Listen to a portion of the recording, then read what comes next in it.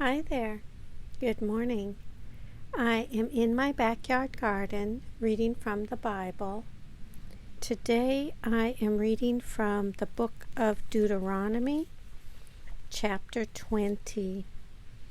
In chapter 20, it talks about the rules of warfare.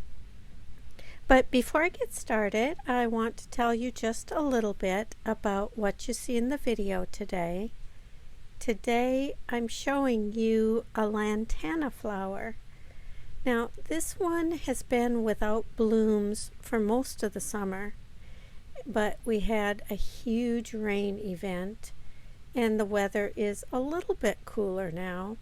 Instead of the hundreds, we're in the 90s now, and the lantana plant has begun to bloom.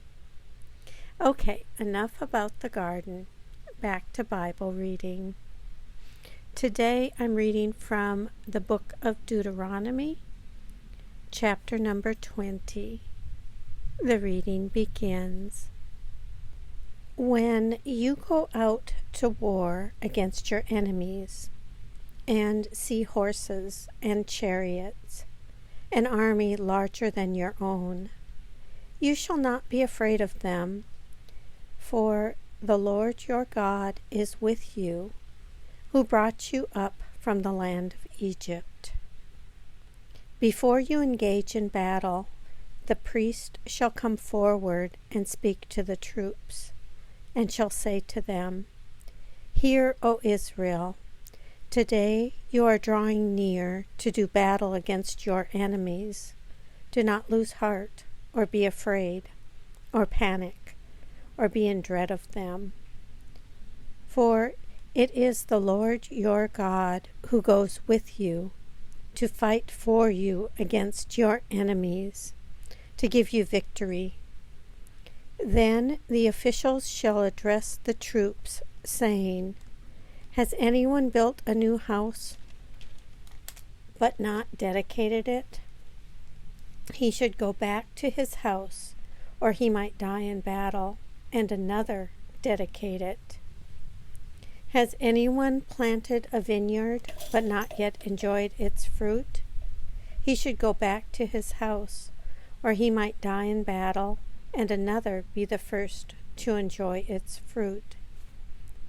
Has anyone engaged to a woman, but not yet married her? He should go back to his house, or he might die in the battle, and another marry her. The officials shall continue to address the troops, saying, Is anyone afraid or disheartened? He should go back to his house, or he might cause the heart of his comrades to melt like his own. When the officials have finished addressing the troops, then the commanders shall take charge of them. When you draw near to a town to fight against it, offer it terms of peace. If it accepts your terms of peace and surrenders to you, then all the people in it shall serve you at forced labor. If it does not submit to you peacefully, but makes war against you, then you shall besiege it. And when the Lord your God gives it into your hand, you shall put all its males to the sword. You may, however, take as your booty the women, the children, livestock, and everything else in the town, all its spoil. You may enjoy the spoil of your enemies, which the Lord your God has given you. Thus you shall treat all the towns that are very far from you, which are not towns of the nations here. But as for the towns of these peoples that the Lord your God is giving you as an inheritance, you must not let anything that breathes remain alive.